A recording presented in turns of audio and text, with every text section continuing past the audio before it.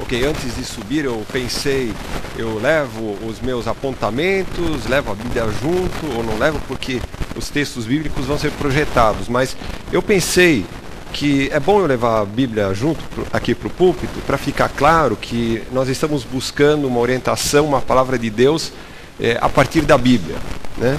Então os apontamentos estão aí para reforçar, para ajudar, mas o que nós queremos é ouvir o que Deus tem a falar para nós a partir da sua palavra. E nós temos falado de valores do reino em nossa sociedade, é o tema geral, e hoje nós queremos falar um pouquinho sobre valores do reino para uma vida profissional justa. Nós queremos focar a nossa atividade profissional, mas como ela pode ser justa. E é interessante que quando nós falamos em vida profissional, nós sabemos que as nossas atividades ligadas à profissão, elas ocupam grande parte do nosso tempo, a maior parte do nosso tempo, aqueles que têm essa atividade, que são economicamente ativos. Por isso nós falamos em vida profissional, nós falamos em vida familiar, falamos em vida escolar, falamos em vida amorosa, mas não falamos em vida esportiva, a gente fala em atividade esportiva, né? Interessante. Então a gente dá um peso todo especial à nossa vida profissional. E ela diz respeito àquelas atividades, em especial ao trabalho que nós desenvolvemos para nós conseguirmos o nosso sustento. No meu entendimento, o nosso trabalho visa o sustento. Nós conseguimos ter alimento, termos o abrigo, termos roupa, e depois seguem-se mais alguns acréscimos, alguns benefícios, algumas coisas a mais que a gente usufrui a partir do trabalho. E isso na condição de empregados, de empregadores, de autônomos ou de outra ocupação. Então eu pensei até naquele que é investidor, que só vive de investir na bolsa. Então, cabe a ele também levar uma vida profissional justa, né?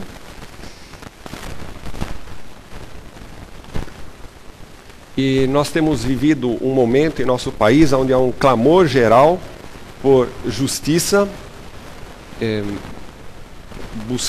Desejamos probidade administrativa, e probidade significa aquela integridade. Nós queremos que a administração do país, a condução do país seja feita de uma forma íntegra, com caráter e também com aplicação eficiente de recursos. Nós não queremos desperdiçar, nós queremos que os recursos sejam bem canalizados. Faço um pequeno parênteses. Na empresa eu tenho agora um novo gerente industrial e é muito interessante, é uma pessoa que já tem muita vivência. Então, eu contratei alguém que tem 63 anos, só para dizer que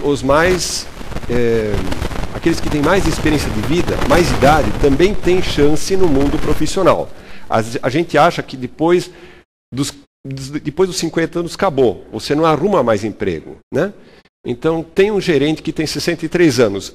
Entretanto, ele foi inteligente, porque ele abriu uma firma, ele presta serviço de consultoria. Ele está trabalhando como gerente, mas como consultor. Ele tem uma empresa. Ele poderia também ser meu empregado, mas ele disse para mim, eu gostaria de continuar prestando serviço através da empresa. Ótimo. Para mim também é interessante, é menos custo. Então os dois estão satisfeitos, os dois estão felizes. Mas o foco dele, no primeiro momento, é conhecer a empresa e ver onde nós podemos eliminar desperdícios. Então, poxa, mas eu não costumo desperdiçar.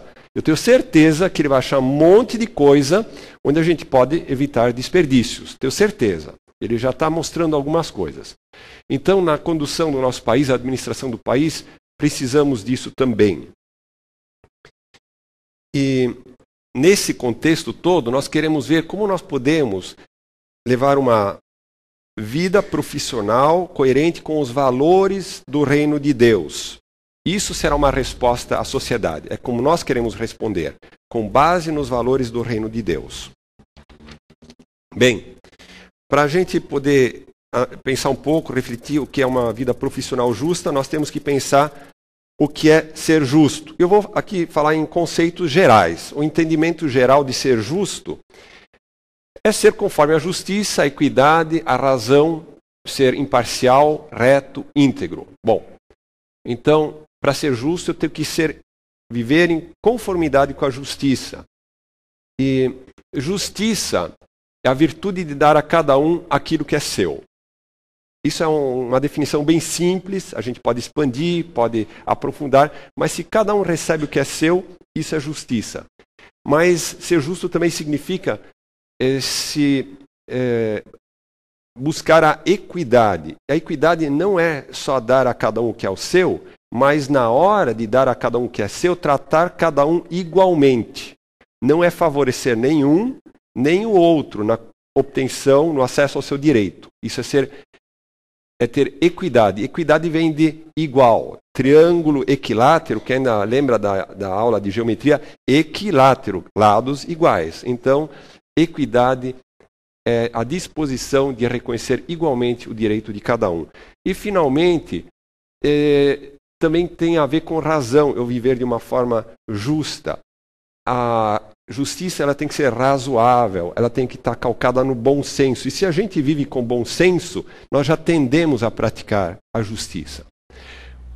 Essa é uma definição geral que eu tirei do Aurélio. Eu gosto muito do Aurélio e eu creio que esse é um entendimento geral da sociedade. Senão, não estaria no Aurélio. Mas nós queremos ir um pouco mais a fundo. Nós queremos ver o que a Bíblia fala sobre justiça.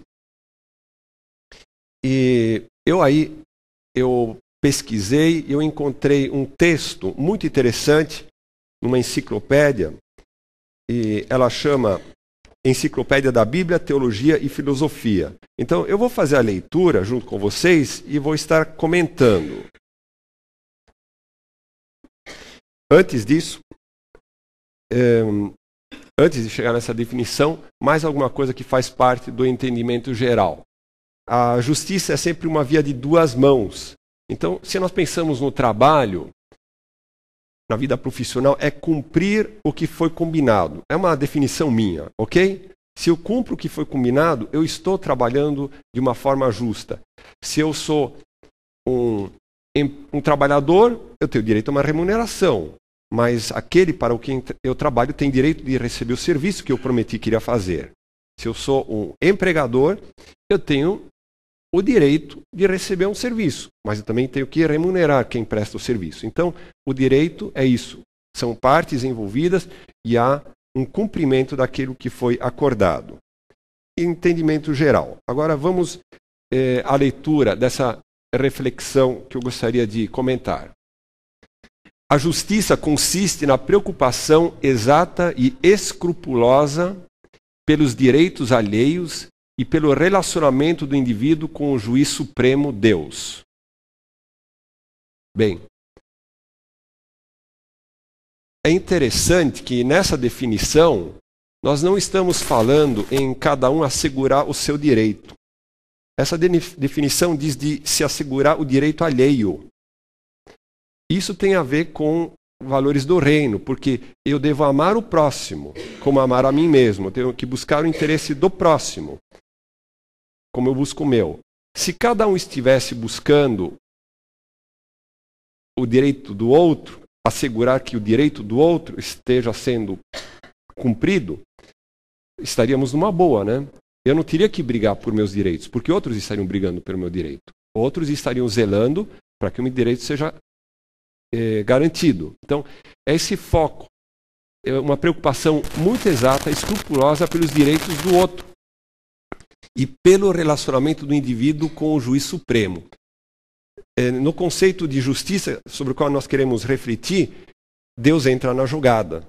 Deus não pode ficar fora da jogada. Nós não podemos tratar de justiça em nossa sociedade sem considerar que existe um juiz supremo, que é Deus. E a justiça não pode ficar simplesmente em conjecturas, em ideais, em reflexões. Ela tem que se tornar prática, ela tem que se transformar em atitudes. Por isso, o texto diz: a justiça requer atos de retidão.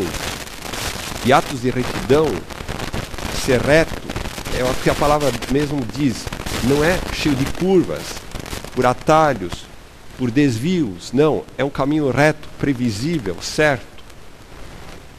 E não meras palavras ou a aceitação de certos ideais. Não basta nós concordarmos, sim, isto é justo, mas não praticarmos.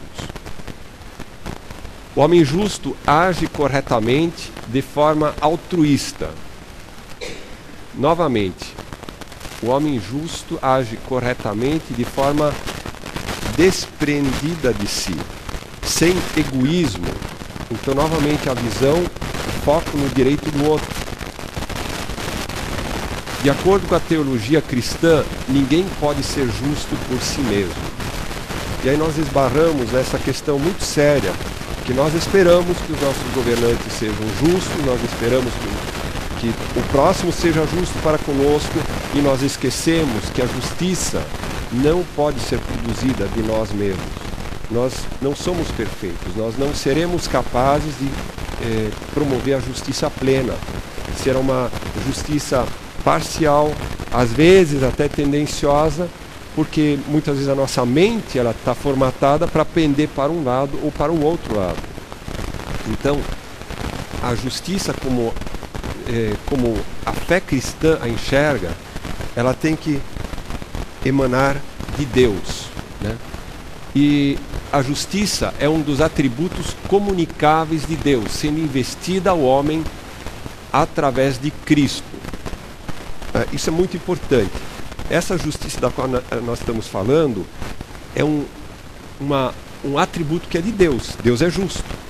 E Deus é capaz de comunicar, Ele quer comunicar essa justiça perfeita, a nós homens.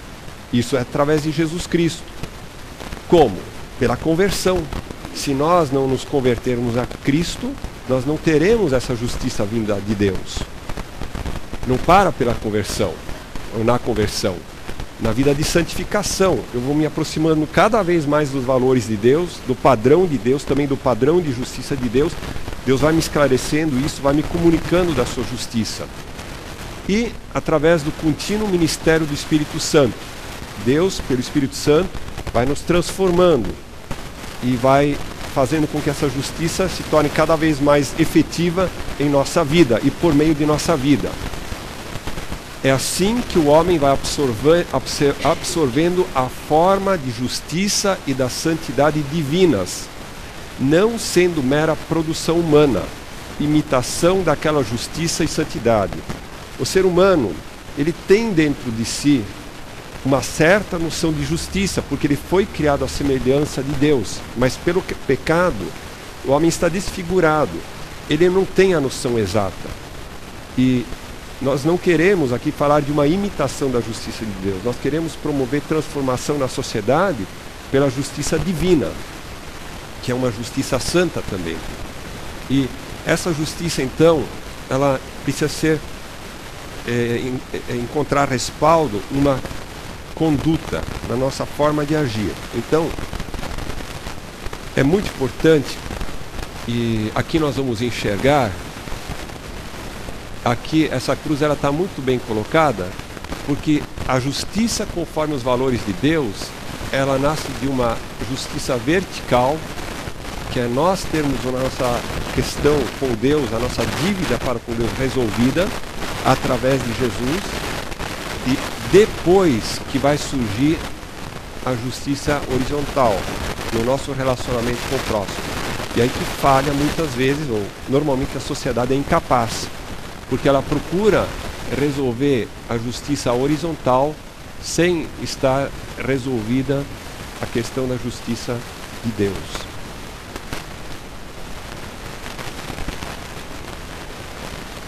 Mas a reta conduta é definida em última análise segundo padrões divinos de conduta e de ideais. Envolve qualidades de caráter, como a retidão, a equidade, que até foi um conceito geral, também é um conceito bíblico, santidade, correção, a razoabilidade, também é uma questão de entendimento geral e também de o conceito no entendimento bíblico. A justiça é uma excelência moral, cujo modelo ou padrão é Deus, e cuja agente é o Logos, o Filho de Deus.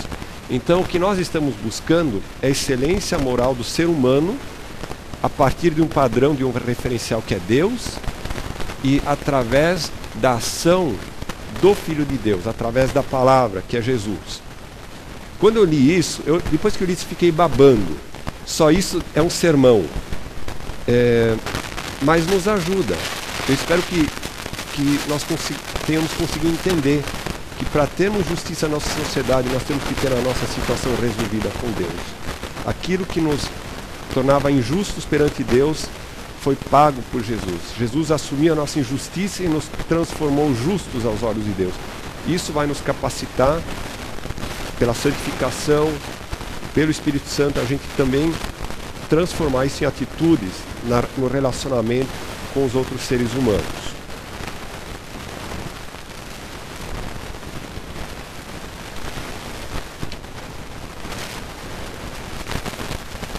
Bem, agora eu gostaria de, então, ver como nós podemos vivenciar uma vida profissional justa nas diversas condições. E a primeira condição é na condição de empregado. E nós vamos usar textos aqui que vão se referir a servos, a escravos na Bíblia, porque era na época a grande massa trabalhadora, né? No Império Romano, quando foi escrita a Bíblia, e nós temos e podemos aplicar isto à nossa situação hoje na condição de empregado.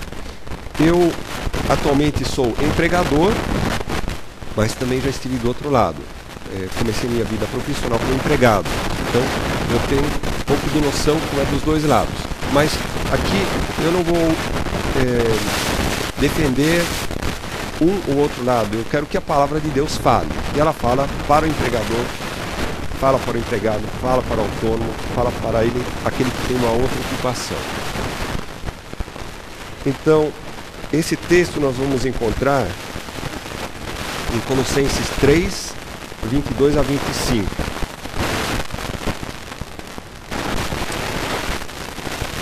Lembrando que nós estamos buscando uma excelência moral, uma sublimidade.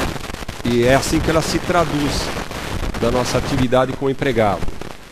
Obedeçam em tudo a seus senhores terrenos, não somente para agradá-los, quando eles estão observando, mas com sinceridade de coração, pelo fato de vocês temerem o Senhor. Esse é o padrão cristão. Nós vamos procurar ser efetivos. Obedecer em tudo é efetivos. Nós não vamos dar uma enrolada, nós vamos ter uma tarefa a cumprir e nós vamos efetivamente cumpri-la. E não só quando nós estamos sendo observados ou monitorados pela câmera ou pelos olhos do chefe, mas também quando ele não está olhando.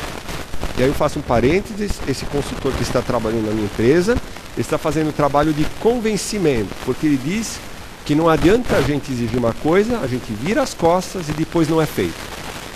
Então é assim mesmo. Mas o cristão ele é convencido por Deus. Eu trabalho e trabalho efetivamente porque eu sou convencido por Deus que é assim que se deve trabalhar, efetivamente. E quando aqui diz,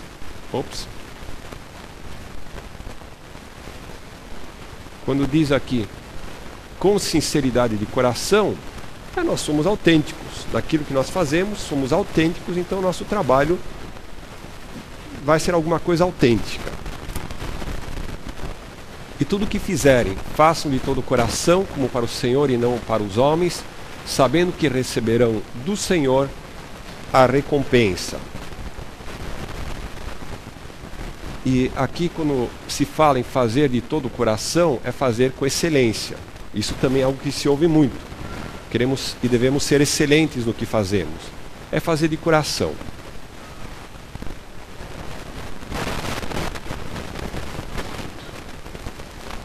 E isso aqui é muito forte. Quando nós trabalhamos para o Senhor e não para os homens, o trabalho assume uma outra dimensão.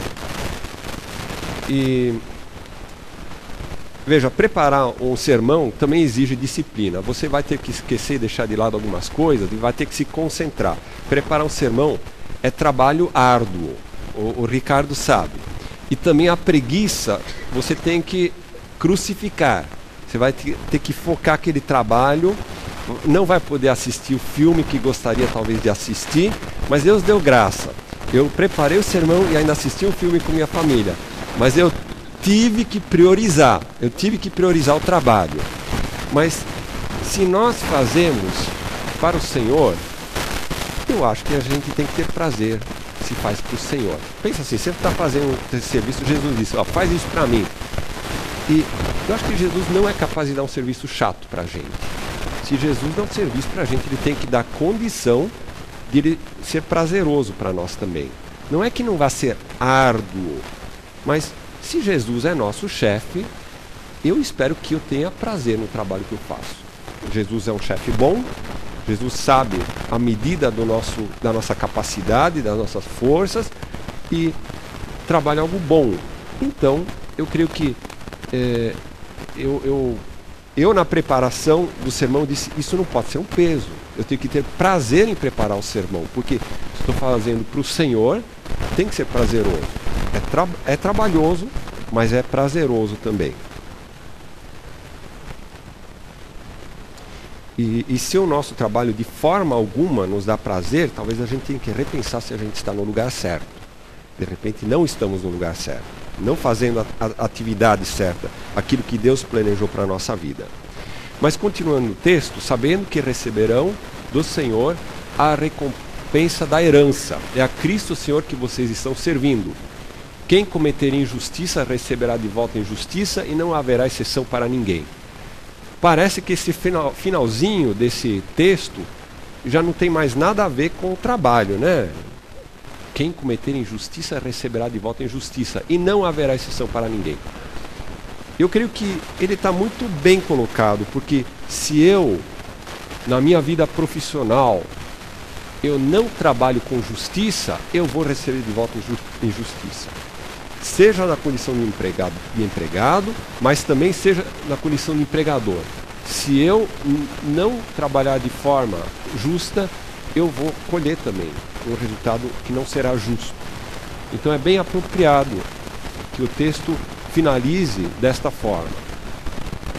E o que é importante é o trabalhador ter ciência de que pela Bíblia ele é merecedor do seu salário.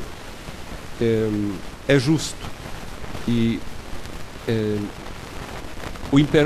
o que eu vejo que é importante é estar muito bem combinado qual é o salário. Às vezes a questão são entendimentos, dificuldades no entendimento, ou não foi bem conversado, ou não foi colocado no papel e depois um lembra ou não lembra o que foi combinado, e aí surgem os desentendimentos ou as dúvidas. Mas não há dúvida de que o trabalhador merece o seu salário. E nós precisamos sempre saber que o nosso chefe, acima de tudo, é Cristo Senhor. E Ele vai cuidar para que nós recebamos o nosso justo salário.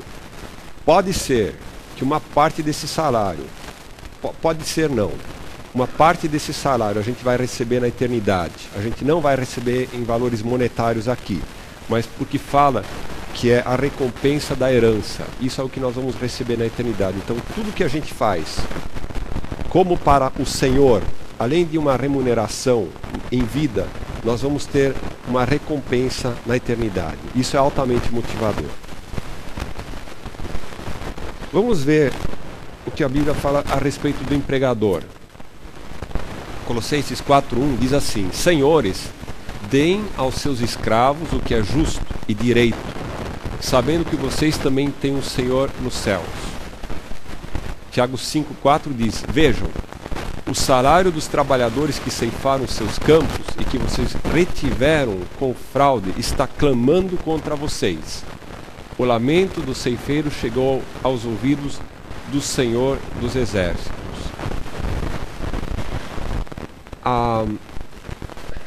A grande tarefa dos empregadores é de pagarem o que é justo, é aquilo que é direito, aquilo que foi acordado. E se o dia de pagar é até o quinto dia útil, então que seja pago. se tem um adiantamento no dia 15, então que seja pago. E que nada seja retido com fraude. E aí eu penso especialmente nos encargos sociais. Quantos encargos sociais são retidos, né? E hoje existem duras penas para quem retém os encargos sociais. A pena é duríssima. E os empregadores têm que ter isso muito claro para si, que eles têm um chefe nos céus, e que esse chefe é o Senhor dos Exércitos. Isso aqui é pesado, porque é um dos nomes de Deus, né? Jeová Sabaote, né? É o Deus dos Exércitos. É um cara com, desculpe falar assim, né? A pessoa com quem não se brinca, né? É Senhor dos Exércitos. Aqui não está falando de Jeová Jiré, sei lá, N atributos de Deus. Aqui está falando de Senhor da guerra. Cuidado que ele vai pegar no seu pé se você não pagar, né? Então, esse aqui é a exortação, é o alerta para o empregador no que diz respeito à justa remuneração daqueles que trabalham para ele. E eu só posso encorajar que empregadores e empregados deixem as coisas todas muito bem documentadas. Às vezes as pessoas querem economizar, então ao invés de empregar, então deixa a pessoa trabalhar como autônomo. Mas ele trabalha 3 dias ou 4 dias e já começa a caracterizar vínculo empregatício. Não, mas depois no final vai dar problema. Então vamos ficar dentro do que a lei diz, né? Agora estou falando da nossa realidade. Se já não é mais adequado, se já não configura trabalho como autônomo, vamos contratá-lo como empregado, né? E especialmente em relação às domésticas, às empregadas, hoje em dia, se a empregada, nada melhor do que ter carteira assinada, se ela trabalha um certo número de dias, e a lei permite que também ela trabalhe, ela tenha carteira assinada com você, mas que também trabalhe numa outra casa, mas onde você é o principal empregador, né? Então, é importante a gente fazer as coisas para que no futuro a gente não colha algum desgosto. E isso por parte do empregador. Mas por parte do empregado, então nem entre por esse caminho e diga, olha, eu quero trabalhar de carteira assinada, se não for desse jeito eu não vou trabalhar. Porque não pense que depois você vai para a justiça. Não, tudo bem, eu vou trabalhar assim, mas depois eu vou para a justiça. Eu não considero que isso seja uma forma cristã. Eu acho que a gente tem que fazer as coisas claras, certas, desde o início. O empregador, mas o empregado também. Não deixar para depois.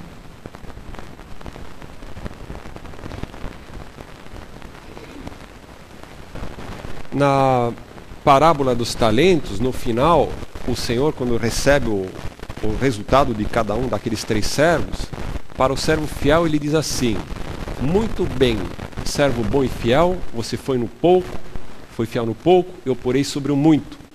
Venha e participe da alegria do seu Senhor. A gente poderia dizer, olha, muito bem, você fez um bom trabalho, você vai ser promovido, né? Você vai assumir mais responsabilidade no nosso dia a dia. Parabéns. Estou satisfeito.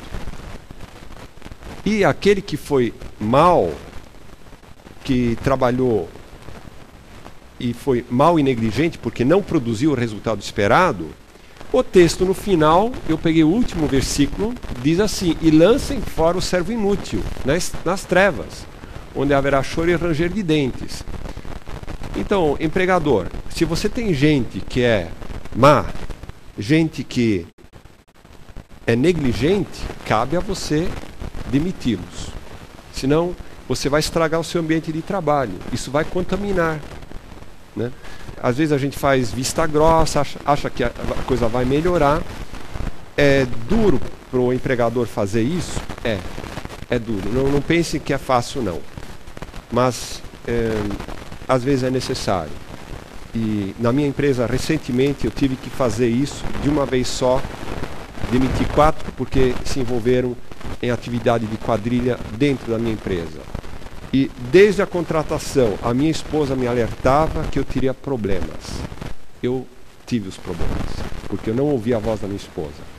Porque eu sempre achei que a pessoa tinha também algumas qualidades, tinha suas fraquezas, dificuldades, mas deu no que deu. E eu deveria ter tomado uma atitude difícil, muito difícil, bem antes. Mas Deus foi gracioso que eu, diante do fato de haver um roubo, eu reuni a coragem, a força necessária para tomar uma providência. Eu tive que demitir 4 de uma vez só. Foi toda a liderança da produção foi embora. E hoje eu posso dizer que eu tenho uma equipe comprometida, uma equipe com um ambiente totalmente diferente, um ambiente de trabalho diferente. E eu estou procurando trabalhar de uma forma mais profissional, deixando tudo muito bem esclarecido, com o regulamento interno muito, muito claro, definindo o que pode e o que não pode, né?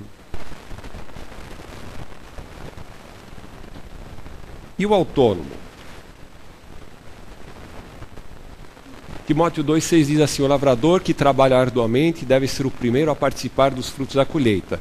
Aí eu entendo que não está falando do jornaleiro, aquele que trabalha por dia da época. Está falando do lavrador, do pequeno lavrador, do agricultor, enfim, daquele que tem uma propriedade, tem uma terra, ele produz, ele tem o seu próprio negócio. E a Bíblia diz: olha, você é digno de usufruir dos primeiros frutos da sua colheita. E isto eu quero dizer que é um encorajamento para aqueles que talvez almejem serem autônomos, terem o seu próprio negócio. É válido ser empregado, é válido ser empregador, às vezes até na condição de diretor, nem de proprietário, mas também é válido se a pessoa tem essa disposição, essa coragem, também a capacidade, a facilidade de gerir um negócio e se tornar autônomo, sabendo que Deus deseja que a gente usufrua dos resultados do nosso negócio. E, por outro lado, na figura do apóstolo Paulo, nós temos um exemplo de alguém que era autônomo. O apóstolo Paulo é o típico autônomo. Até a gente diz que era um fazedor de tenda. A gente usa hoje essa expressão também para aqueles que têm um ministério na pregação da palavra, mas que também conseguem o seu próprio sustento. E ele fazia questão de ter o seu próprio sustento e trabalhava arduamente para não ser pesado a ninguém. Então, aquele que é autônomo, ele tem que estar ciente de que o trabalho é árduo, os desafios são grandes. Mas também, como para todo trabalho, a bênção.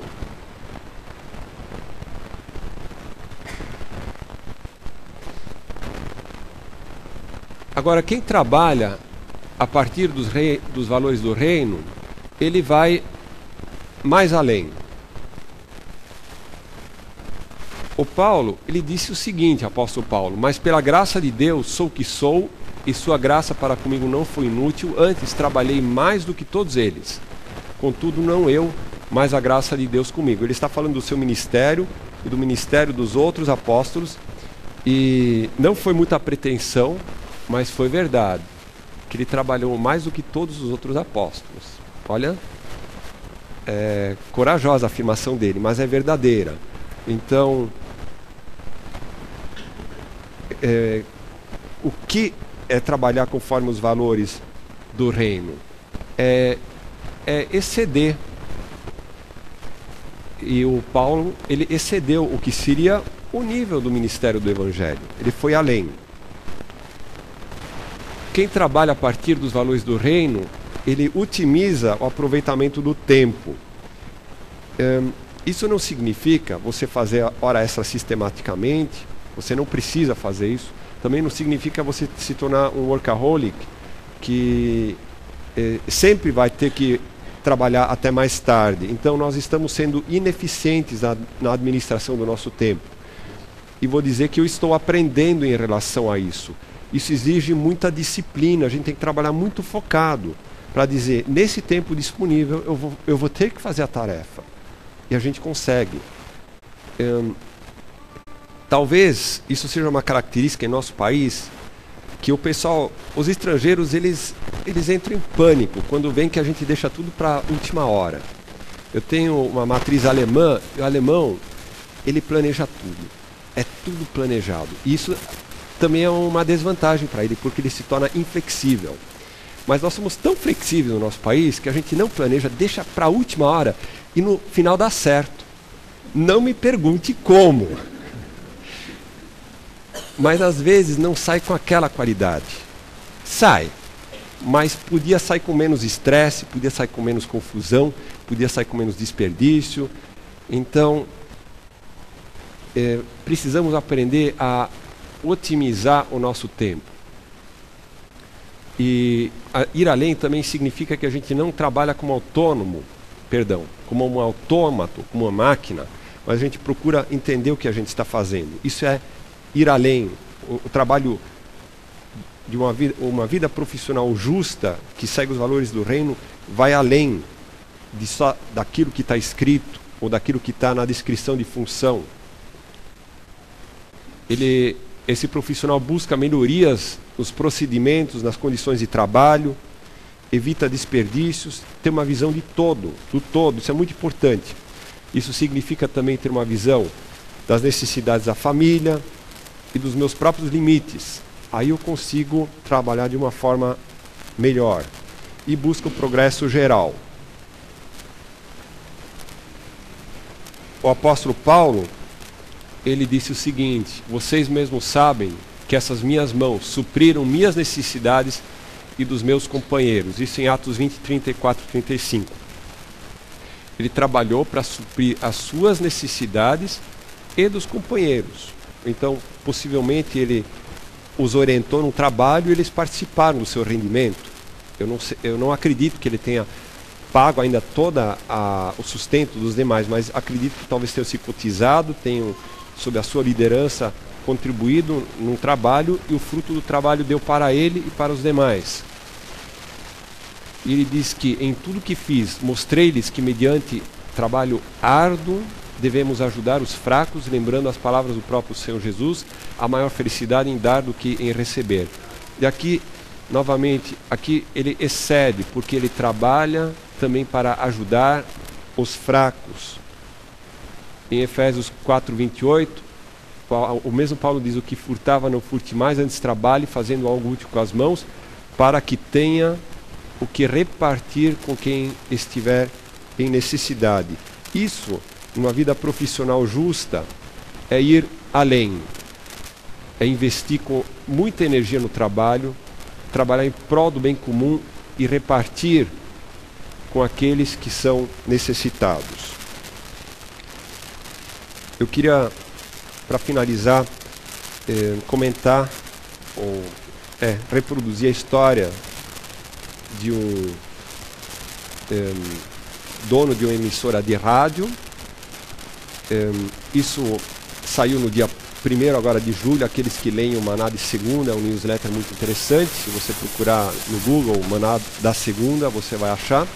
Fala de um Robert Ingram, e ele era dono de 2 emissoras, e uma delas ela era especializada em música clássica. Ele detinha o monopólio das programações na sua cidade, e nas programações de música clássica. E este um dia apareceu um concorrente. Estamos no mercado da livre concorrência. Apareceu o concorrente e ele ameaçava abocanhar uma parte da sua audiência, naturalmente também uma parte dos anúncios e, portanto, uma parte do seu ganho. E certa vez, num determinado dia, veio uma tempestade muito violenta e derrubou as antenas do concorrente. E com certeza muitos neste momento iriam festejar, né? Porque agora o concorrente estava com problema e ele poderia trabalhar mais tranquilamente, pelo menos por um bom tempo. E ele, ao invés de esperar o fracasso do concorrente, ele mandou para lá o seu melhor engenheiro para ajudar a pôr tudo de pé novamente, para que a outra emissora pudesse funcionar novamente. E quando perguntaram por que é que ele fazia isso, ele disse o seguinte, de uma forma bem simples e honesta: porque eu tinha o que ele precisava para sobreviver. E isso é, na verdade, o que a palavra de Deus nos diz: se vocês obedecerem à lei do reino, estarão fazendo o que devem, pois nas Escrituras Sagradas está escrito: ame os outros como você ama a si mesmo. Faça ao outro o que você gostaria que ele fizesse. Ele fez isso. Por quê? Naquela situação, ele se conscientizou de que se ele estivesse na situação do concorrente, ele também gostaria de ter recebido ajuda.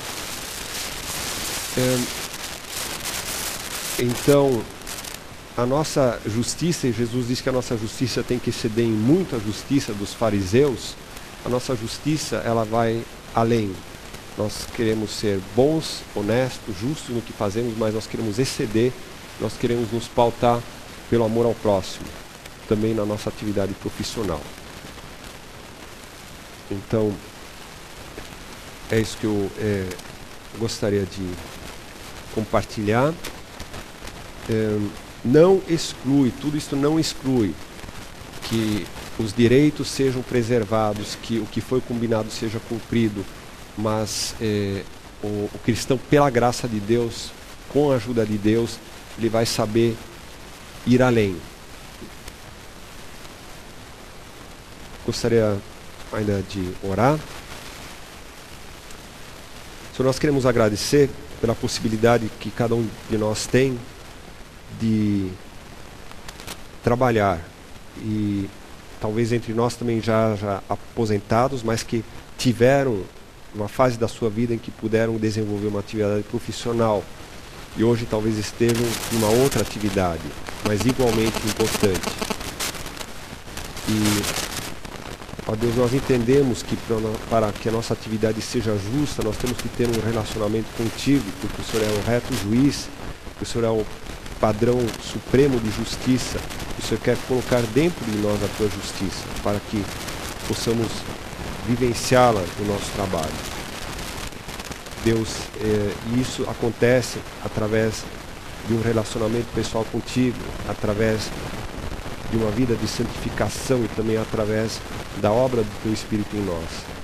Nos ajude para que, na condição em que nós nos encontramos, seja como empregados, empregadores, autônomos ou pessoas que tenham qualquer outra atividade, que sejam atividades lícitas, honestas, e que nós possamos fazê-la com excelência e de uma forma justa.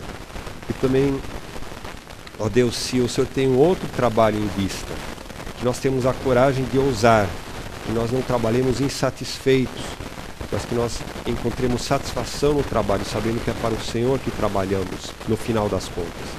E muito obrigado que o Senhor, como reto juiz, o Senhor também zela pelos nossos direitos.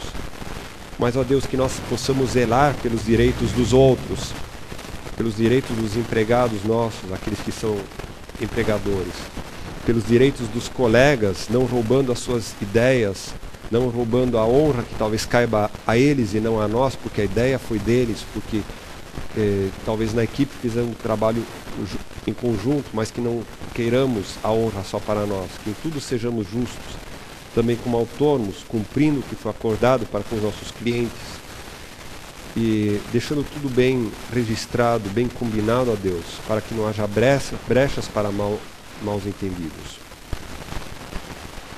E, ó Deus, que saibamos que temos uma herança na eternidade, que há um galardão para tudo aquilo que fizermos, se fizermos servindo ao Senhor, e que mais e mais do teu evangelho possa penetrar na nossa sociedade, no nosso país, para que haja maior justiça, não a justiça que é a imitação da justiça divina, mas a justiça que vem do Senhor, através da vida dos teus filhos, que haja mais filhos teus em posição de influência, em posição de decisão,